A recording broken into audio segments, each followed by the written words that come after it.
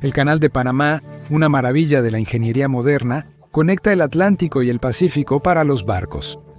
Pero bajo sus tranquilas aguas yace una historia empapada en tragedia. En su punto más estrecho, el istmo centroamericano abarca solo unas pocas docenas de millas de selva, montañas y pantanos, una mera franja de tierra que conecta dos continentes.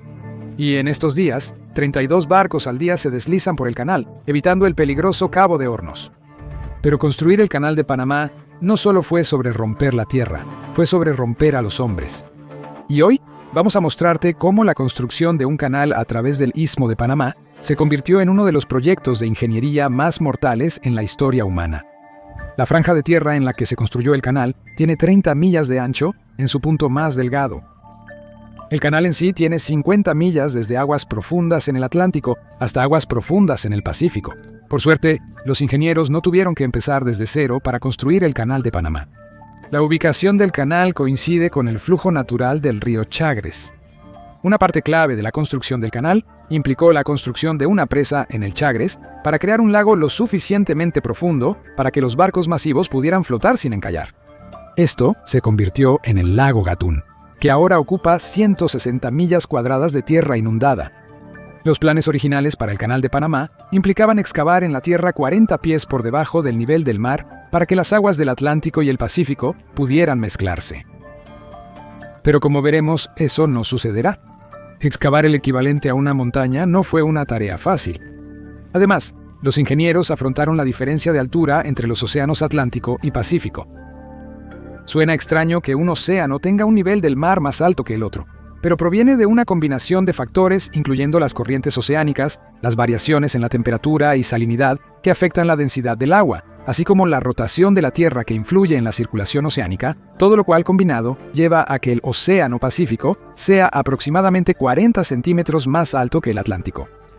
Esto fue problemático, especialmente con una montaña separándolos.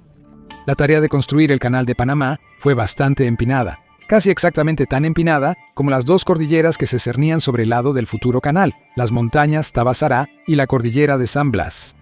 Cerca de allí, la montaña Cerro Jefe se eleva a más de 3.300 pies sobre el nivel del mar. Se planeó que el canal corriera desde la bahía de Limón en el Mar Caribe hasta el lago Miraflores a través de un lago artificial que aún estaba por crearse.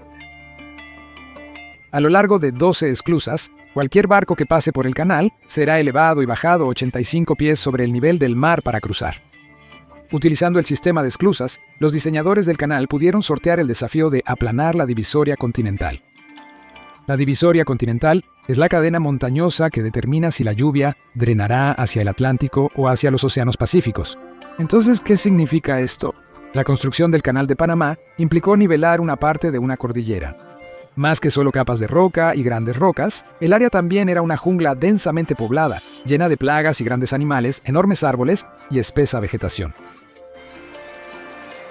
Debajo del tramo de tierra que se tallaría para crear un canal, un lecho de pizarra y esquisto se interponía entre los ingenieros y la ruta que imaginaban. El sitio propuesto seguiría la paja del río Chagres, pero también una ruta comercial española llamada el Camino Real de Panamá, que conectaba la ciudad de Panamá en la costa del Pacífico con su socio comercial Portobelo en el Mar Caribe. El Camino Real era la única carretera para que las personas movieran bienes valiosos como oro y plata de costa a través de Panamá. En 1850 comenzó la construcción del Ferrocarril de Panamá, una ruta de 47 millas y media que costó un total de $8 millones. Se estima que murieron 6.000 personas construyéndolo. A pesar de ser un número enorme de bajas para un tramo tan corto de ferrocarril, es solo una fracción de las personas que morirían construyendo un canal en los años siguientes. La construcción de un canal a lo largo de esta ruta fue un guiño a Vasco Núñez de Balboa, el conquistador español que estableció el primer asentamiento sudamericano de España. Fue el primer europeo en posar sus ojos en el Océano Pacífico. Cuando Balboa escribió al Sacro Emperador Romano Carlos V con noticias de su descubrimiento de un océano, fue recompensado convirtiéndose en el gobernador de Panamá. Las expediciones y aventuras de Balboa a esta región identificaron la ubicación más prometedora para un paso directo hacia Asia y Australia desde África y Europa.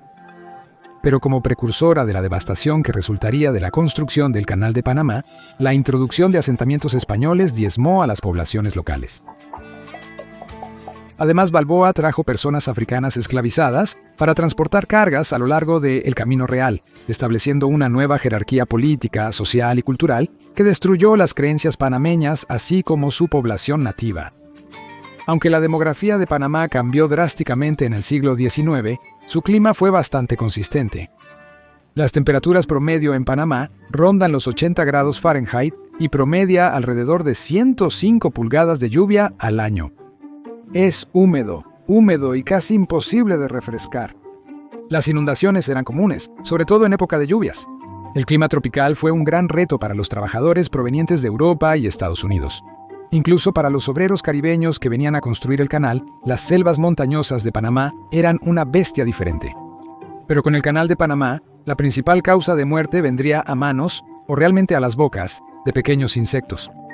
Hoy sabemos que los mosquitos infectados transmiten parásitos de la malaria y el virus de la fiebre amarilla cuando pican a las personas. Pero en los 1850, las personas no tenían entendimiento de cómo se transmitían estas enfermedades debilitantes.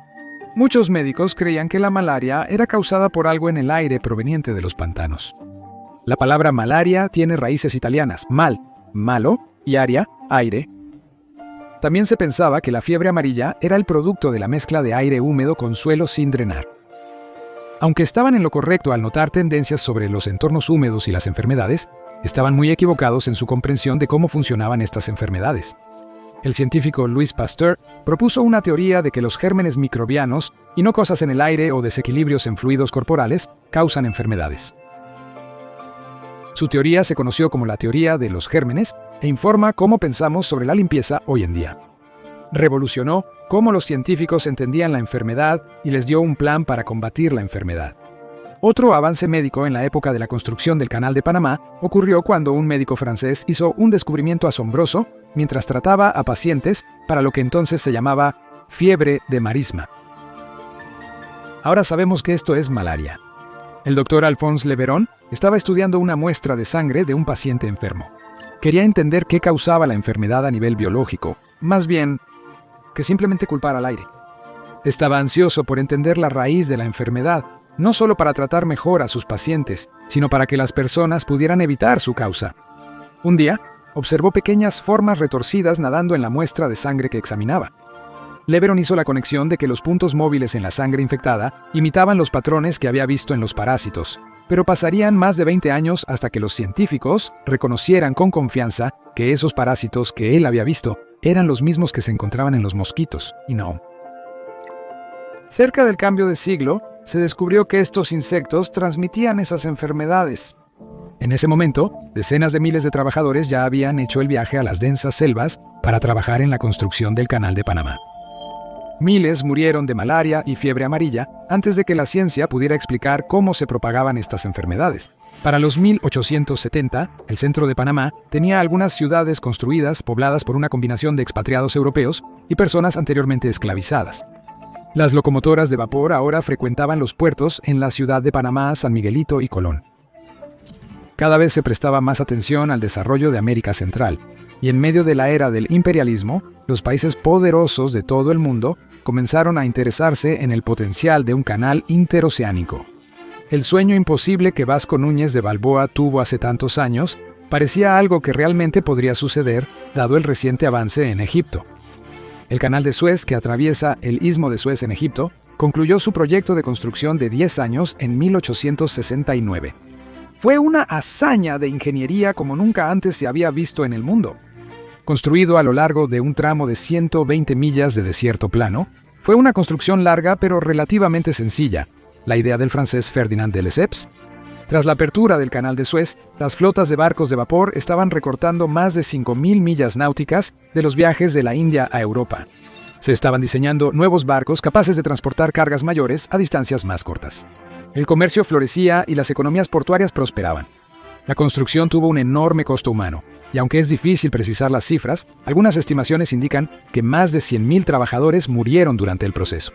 Pero la utilidad diaria del Canal de Suez facilitó ignorar los brotes de cólera y las mortales condiciones laborales que enfrentaron los 1.5 millones de trabajadores durante su construcción.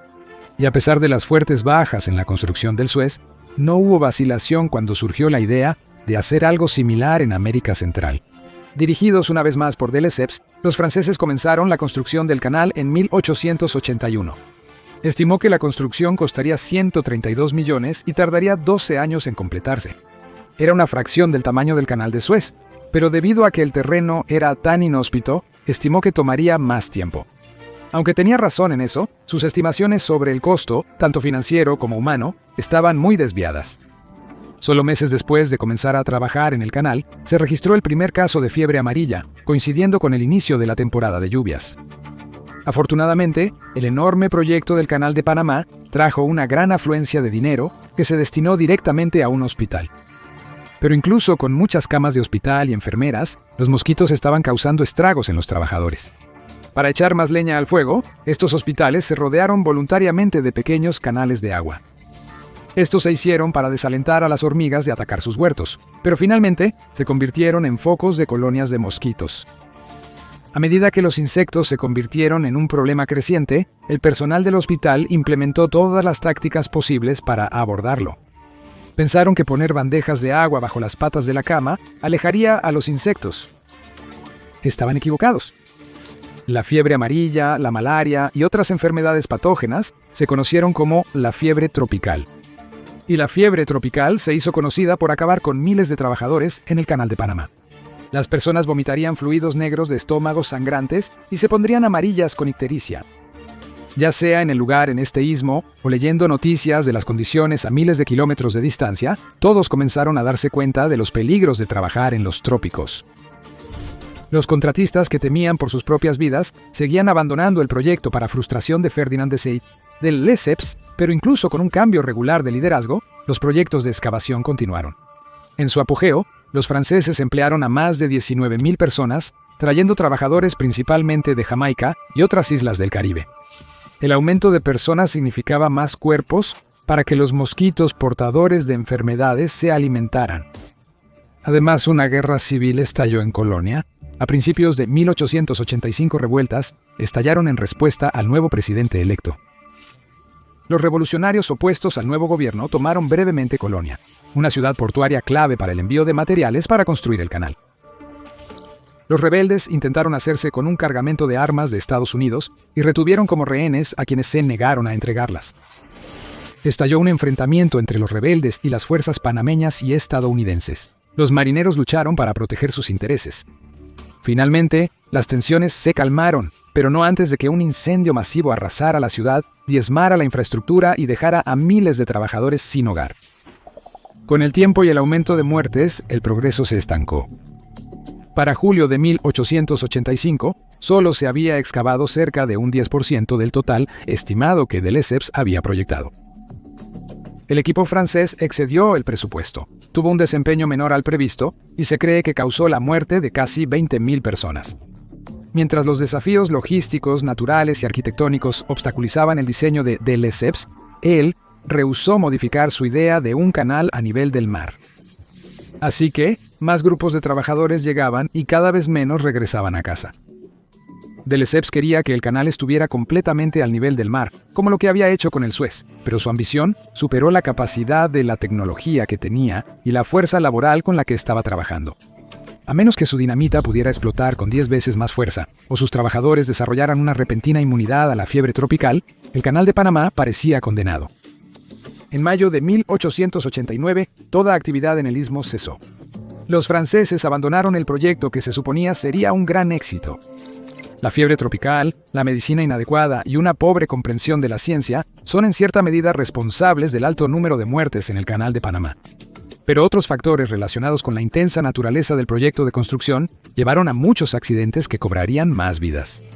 Incluso después de que el control del proyecto pasó a manos de ingenieros estadounidenses que implementaron medidas de control de mosquitos, el Canal de Panamá seguiría cobrando miles de vidas más.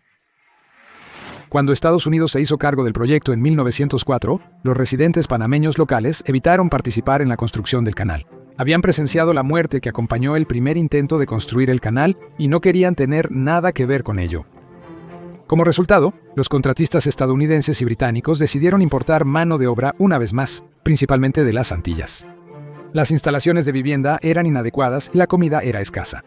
En su momento más ocupado, hasta 40.000 personas trabajaban en el canal al mismo tiempo. Los trabajadores solían ser contratados por periodos de 2 años. Trabajarían 4.500 horas durante sus 2 años, a una tarifa fija de 10 centavos por hora. Una combinación de barreras lingüísticas, diferencias culturales y animosidad racial creó brechas sociales entre los estadounidenses, panameños y trabajadores del Caribe. Cuando ocurría una crisis, ya sea un brote de enfermedad o un trágico accidente, estas tensiones solo contribuían a un sentido más profundo de inquietud y frustración. Pero un cambio notable después de que los estadounidenses tomaron el control fue el número de muertes por enfermedades transmitidas por mosquitos. Cuando tomaron el proyecto, algunos bromeaban que la fiebre amarilla era la primera montaña a remover. Esto, de alguna manera, minimizaba el hecho de que la misión del canal era diezmar una montaña, pero reconocía que controlar el problema de los insectos era primordial para conectar los océanos Atlántico y Pacífico. Las autoridades de Estados Unidos crearon la Comisión del Canal del Istmo para controlar la fiebre amarilla y malaria. Para el inicio del siglo XX, los científicos estaban bastante seguros del vínculo entre las picaduras de mosquitos y la transmisión de enfermedades. Establecieron un protocolo claro para implementar el control de mosquitos. Todas las piscinas cercanas a las casas y aldeas fueron drenadas. Se podó la vegetación a menos de 1 pie de altura. Los edificios añadieron mallas en ventanas y drenajes para prevenir el ingreso de mosquitos. La calidad de vida mejoró con el aumento de los estándares de salud. Pero mientras las muertes por enfermedad disminuyeron, la naturaleza del proyecto en sí se volvió cada vez más difícil. En 1909, los accidentes superaron a las enfermedades como la principal causa de muerte. En cierto modo, este fue un hito emocionante que fue testimonio del poder del control de mosquitos y los avances en la ciencia. Al mismo tiempo, destacó cuán mortal era ser parte de la construcción del Canal de Panamá. Durante el movimiento de cientos de miles de libras de tierra, los deslizamientos y aludes de lodo ocurrían a menudo. Los trabajadores que picaban el lado de una montaña podían ser enterrados vivos en un momento cuando una cascada de rocas se desplomaba. Cuando los Estados Unidos se hicieron cargo de la construcción del Canal de Panamá en 1904, podían construir a partir de la zanja parcialmente excavada que los franceses habían picado, pero necesitaban un nuevo plan si querían tener algo más que tierra. 240 millones de yardas cúbicas de roca y tierra fueron excavadas bajo el mando de los estadounidenses. Muchas personas resultaron heridas, enterradas y asesinadas al mover tantas rocas. De los 56.000 trabajadores empleados entre 1904 y 1913, los Estados Unidos, se registró el asesinato de 5.855 trabajadores del canal. La parte más letal de la construcción del Canal de Panamá fue el corte de Culebra. El corte de Culebra, que atravesaba la división continental, era la masa de tierra más alta que los trabajadores debían cortar. Fue una tarea tan monumental que aquellos que trabajaban en el proyecto la llamaban la garganta del infierno. La sección de tierra montañosa que los trabajadores tendrían que excavar era de casi 9 millas de largo. En su punto más alto, la montaña que los trabajadores debían cruzar estaba a 102.3 metros sobre el nivel del mar. Esto no iba a ser fácil. Las cuadrillas detonaron explosivos en la montaña. Utilizaron palas de vapor para cargar la tierra aflojada en vagones de tren, que luego la llevarían lejos. Nuevas máquinas como esparcidores de tierra, descargadores y cambiadores de vías de tren ayudaron a la cuadrilla a manejar cargas enormes y a encontrar espacios para reubicar la tierra de la excavación del canal. Estas máquinas podían hacer el trabajo de cientos de hombres en pocas horas, pero la eficiencia no siempre significaba más seguridad. El uso de equipo pesado en la parte superior del canal ponía a los trabajadores en posiciones riesgosas. El terreno inestable cedía regularmente y las personas serían aplastadas o caerían a su muerte. Las fuertes lluvias provocaban inundaciones o deslizamientos que podían enterrar los trabajos en el suelo del canal. Algunos murieron por electrocución, otros se ahogaron. Una excavadora detonó accidentalmente explosivos, matando a 23 hombres. Cada accidente de construcción que puedas imaginar ocurrió mientras intentaban crear el corte Culebra. El trabajo en el canal era ruidoso y caluroso. Los trabajadores estaban agotados y ansiosos por terminar el proyecto. Como medida de control de mosquitos, se alentaba a los trabajadores a beber quinina para prevenir la malaria. Pero el tratamiento con quinina tendía a causar pérdida de audición de tonos altos, dificultando a los trabajadores escuchar mensajes sobre dónde pararse y cuándo agacharse mientras navegaban por sitios de construcción abarrotados con maquinaria ruidosa, resonando a través de las paredes tipo túnel del canal. El ambiente caótico en el fondo del canal propiciaba los accidentes. pero el trabajo continuó. Con el objetivo final de crear un paso de 300 pies de ancho y 45 pies de profundidad, las cuadrillas tuvieron que mover mucha tierra. Se estima que se utilizaron más de 60 millones de libras de dinamita solo para hacer el corte Culebra. Incluso con las temperaturas superando los 100 grados, los trabajadores lograron bajar el suelo del sitio de excavación, a menos de 40 pies del nivel del mar. Hay más en el Canal de Panamá que solo su excavación. La construcción de la presa de Gatún fue esencial para el diseño actualizado del Canal de Panamá. Esta presa de tierra era una característica de hacer o deshacer del canal. Si funcionaba, crearía un lago artificial que permitiría a los barcos pasar la división continental sin tener que nivelarlo al nivel del mar. El plan era represar el lago Gatún a una altura de 85 pies sobre el nivel del mar. Para llevar los barcos hasta el lago y bajarlos de nuevo al nivel del mar, los ingenieros planeaban usar una serie de esclusas para subir y bajar los barcos. Así, podrían controlar el agua para empujar los barcos hacia arriba en vez de cortar más profundo en el implacable paisaje. La construcción de las esclusas inició en 1909 y culminó en 1913, al igual que los trabajos en el corte Culebra y la presa de Gatún. Un total de 46 compuertas mantienen secciones del canal a la altura adecuada. Para mover un barco de un extremo del canal al otro, se utilizan 52 millones de galones de agua. El intercambio de agua de una esclusa a otra tiene un costo mucho menor que las bajas que inevitablemente habrían ocurrido al intentar hacer el canal al nivel del mar. El uso de esclusas para controlar el flujo de agua ha sido útil para gestionar el tráfico en el canal. También redujo el riesgo de que las inundaciones en la temporada de lluvias o una sequía dejaran el canal drenado o intransitable con rápidos. La construcción del canal no solo cambió la geografía del Istmo de Panamá, sino también las rutas comerciales, los equilibrios de poder entre las naciones y cómo los humanos se acercan a la naturaleza.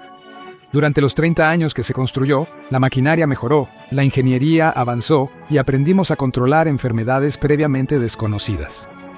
Una vez construido, el Canal de Panamá fue considerado un triunfo de los trópicos, pero tuvo un precio bastante alto de 25,000 vidas humanas. Si estás interesado en más historias de proyectos de construcción condenados al fracaso, consulta la verdadera razón por la que el plan de Italia para construir un puente hacia Sicilia no funcionará, o la verdadera razón por la que no hay un puente entre Rusia y Alaska.